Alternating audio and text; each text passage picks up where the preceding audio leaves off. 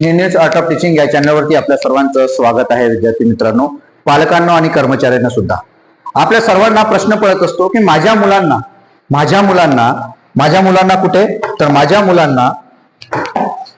मुलांना पुणे आणि मुंबईत, माझ्या मुलांना मुंबईत आणि पुणे यासारख्या शहरामध्ये मला काय करायचं आहे, शिक्षण द्यायचं आहे. पण कसं, मोफत द्यायचं आहे. कसे देऊ, हा प्रश्न सर्व पालकांना पडत असतो. कारण आपले सर्व पालक जे आहे ग्रामीण भागातून येत असतात आणि ग्रामीण भागातील पालकांनाच असा प्रश्न पडतो. आणि या प्रश्नावरती आपण 100% मात करू शकतो. 100% मात करू शकतो. एकही रुपया न लागता, लक्षात घ्यायचं आहे, एकही रुपया, 100% आपण मात करतो. एकही रुपया न लागता आपण या ठिकाणी प्रवेश देऊ शकतो आणि आपल्या विद्यार्थ्यांना शिकवू शकतो.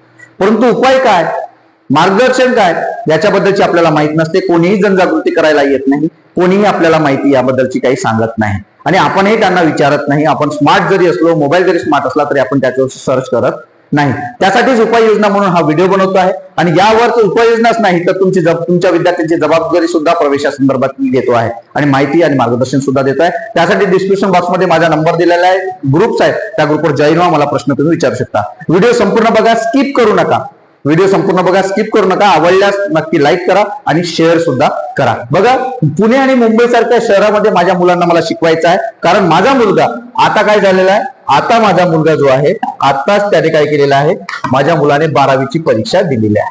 आताच माझा मुलगा काय आहे, माझा मुलगा आताच 10वीची परीक्षा दिलेली आहे. माझा मुलगा आताच पदवीच्या शेवटच्या वर्षाला आहे. बरोबर, माझ्या मुलाची आताच पदवी झालेली आहे. मग काय करू, अशी प्रश्न आपल्या सर्वांना पडलेले आहेत. त्या जे विद्यार्थी आहेत त्या विद्यार्थ्यांना सुद्धा तुम्हाला पडलेले आहे. मग पुण्यात तुम्हाला सर्व जे विद्यार्थी आहेत पुण्यात शिकू शकतो, मुंबई शिकू शकतो, औरंगाबाद सारख्या शहरात शिकू शकतो, पुढे नागपूर सोडून तुम्ही जास्त दूर शिकू शकता, नागपूर सारख्या शहरामध्ये तुम्ही शिकू शकता. पण प्रवेश प्रक्रिया, पुढच्या जे काही प्रक्रिया असणार आहेत त्या गोष्टी तुम्हाला सर्वांना समजून घेणं अत्यंत महत्वाचं आहे. तर बघा, आपल्याला या ठिकाणी काय आहे, बघा, अत्यंत महत्वाचं माहिती आहे. पहिला मुद्दा आहे जो आपला, प्रवेश कसा घ्यावा. मी 12वीत आहे, मी पदवीला आहे, मी 10वीत आहे, प्रवेश कसा घ्यावा. आता आपल्या सर्वांना माहिती आहे 12वीचा रिझल्ट लागला. 12वीचा रिझल्ट लागल्यानंतर सर्वात पहिलं आपल्या प्रक्रियेची काय असते, आपल्या विद्यार्थ्यांना रिझल्ट लागल्यानंतर या सर्व ग्रामीण भागातील विद्यार्थ्यांना माहिती मिळत असते आणि त्यानंतर मग तो प्रवेशासाठी धडपडतो. पण जेवढे काही विद्यार्थी 12वी सायन्सला आहेत, पदवीला आहेत, बरोबर, पदवीला आहे, 12वी सायन्सला आणि 10वीत आहे, या सर्व विद्यार्थ्यांना पूर्वीच तुम्हाला जर LLB करायचं असेल, MBA करायचं असेल, या सर्व विद्यार्थ्यांना आधीच एंट्रन्स एक्झाम द्यावं लागतं. मग हे एंट्रन्स एक्झामचा फॉर्म भरणं अत्यंत महत्वाचं आहे. बरोबर, एंट्रन्स एक्झामचा फॉर्म भरावा लागेल. बरोबर, एंट्रन्स एक्झाम दिल्यानंतर आपल्या विद्यार्थ्यांना काय करावं लागेल, प्रवेश घेता वेळेला त्या ठिकाणी तुम्हाला त्याच कॉलेज निवडावं लागेल. प्रवेश घेत असताना कुठलं, पुण्यातलंच कॉलेज निवडावं लागेल. बरोबर आहे, तेव्हा तुम्हाला या ठिकाणी पुण्यात प्रवेश मिळेल. तुम्ही जर पुण्यात शिकायचं आहे, तुम्ही जर नागपूरमध्ये कॉलेज निवडाल तर काही अर्थ नाही. फर्स्ट प्रिफरन्स तुम्हाला पुणे द्यावं लागेल, फर्स्ट प्रिफरन्स तुम्हाला नागपूर द्यावं लागेल, फर्स्ट प्रिफरन्स तुम्हाला मुंबई द्यावं लागेल. बरोबर, म्हणजे ही एंट्रन्स एक्झाम तुम्हाला द्यावं लागेल, म्हणजे CET तुम्हाला सर्वांना द्यावं लागेल. जे वेगवेगळे BA करायचं असेल तर काही प्रॉब्लेम नाहीये, BSc करायचं असेल काही प्रॉब्लेम नाहीये, BCCA करायचं असेल तर CET द्यावं लागेल. अशा पद्धतीने या CET तुम्हाला द्यावं लागेल. इंजिनिअरिंग करायचं असेल तर CET द्यावं लागेल. दुसरा प्रश्न आहे, कोण घेऊ शकतो प्रवेश, कोण घेऊ शकतो, तर प्रवेश हा संपूर्ण प्रवर्गातील विद्यार्थी घेऊ शकतो. संपूर्ण प्रवर्ग कोणते, ST, SC, NT, VJ, नंतर SBC, OBC आणि EWS, हे सर्व विद्यार्थी या ठिकाणी प्रवेश घेऊ शकतो. प्रवेशाचं बंधन नाही.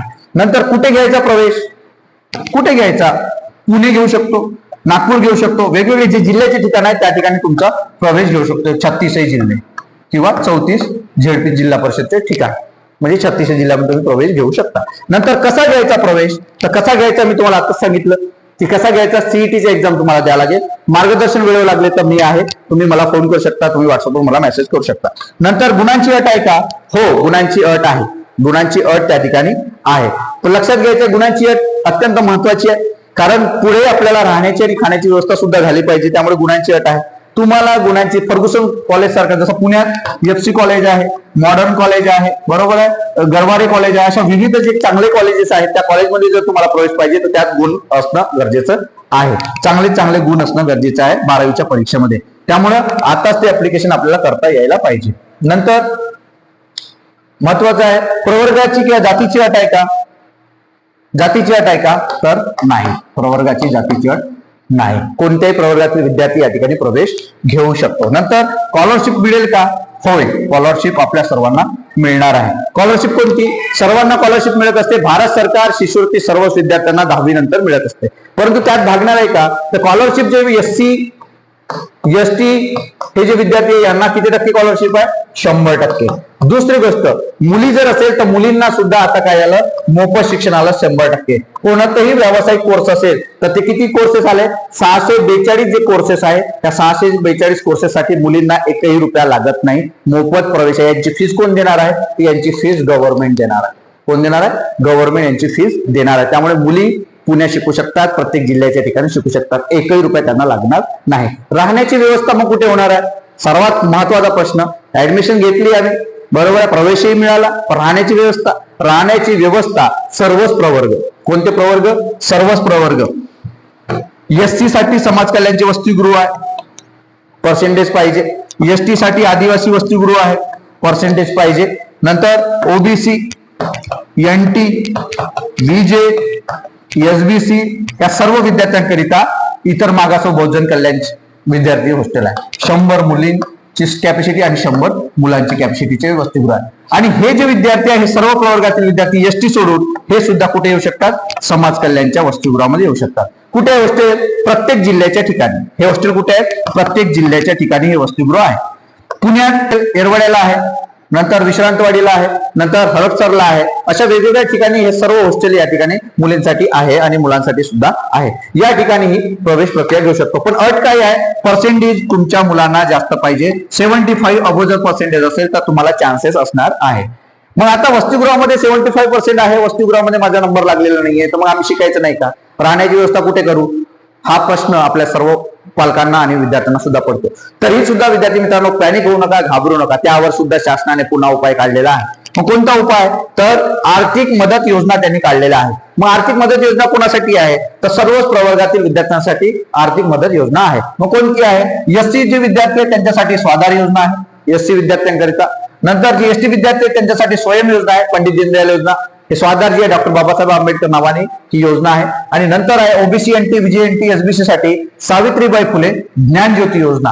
ह्या तिन्ही योजना वेगवेगळ्या प्रवर्गातील विद्यार्थ्यांकरिता आहे. आणि त्यांचे पैसे किती रुपये मिळतात? तर 60,000 रुपये मासिक म्हणजे वार्षिक त्या विद्यार्थ्यांना 10 महिन्याचे त्यांना मिळत असते. या माध्यमातून विद्यार्थी आपला निर्वाह भत्ता आणि बाकी सर्व ज्या गोष्टी आहेत त्या पुण्यात राहून ते करू शकतात. दर महिन्याला 10,000 रुपये याप्रमाणे ते मिळत असते. अशा पद्धतीने आपला विद्यार्थी एकही रुपया खर्च न करता काय करू शकतो? पुण्यात शिक्षण घेऊ शकतो, पुण्यात राहू शकतो, पुण्यात खाऊ शकतो आणि पुण्यामध्ये शिक्षण घेऊ शकतो. पुणे हे शिक्षणाचं माहेरघर आहे, आपल्या सर्वांना माहिती आहे. ग्रामीण विद्यार्थ्यांनी आपला सेफ झोन सोडून आपल्याला गाव सोडावं लागेल. जर शिक्षणात मोठं व्हायचं असेल किंवा काहीतरी करायचं असेल तर नक्कीच गाव सोडावं लागेल. आणि गाव जर सोडायचं असेल तर या बेसिसवरती, या सर्व गोष्टींवरती आपल्या विद्यार्थ्याला गाव सोडावं लागेल. यासाठीच हा व्हिडिओ मी आपल्यासाठी बनवला. हा व्हिडिओ, ही माहिती आपल्याला नक्की कशी वाटली नक्की कमेंट बॉक्समध्ये कळवा. आणि माझ्याशी संपर्क साधायचा असेल यावरती आपण फक्त व्हिडिओ बनवूनच जबाबदारी माझी संपलेली नाही, तर आपल्या विद्यार्थ्यांना प्रवेश भेटेपर्यंत मी आपल्या विद्यार्थ्यांना मदत करणार आहे.